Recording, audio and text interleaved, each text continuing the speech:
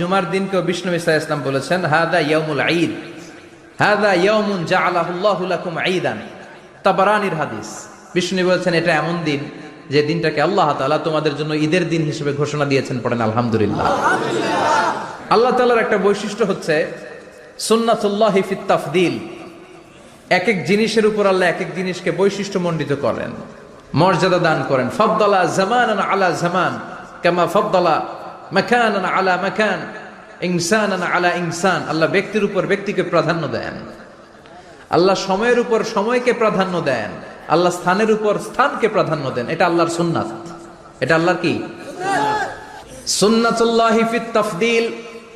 ফাদ্দালা জামানান আলা জামান কামা ফাদ্দালা মাকানান আলা মাকান, ইনসানান আলা ইনসান। পৃথিবীর সব মানুষগুলো এক রকম নয়, এক মর্যাদার নয়। আবার লক্ষ্য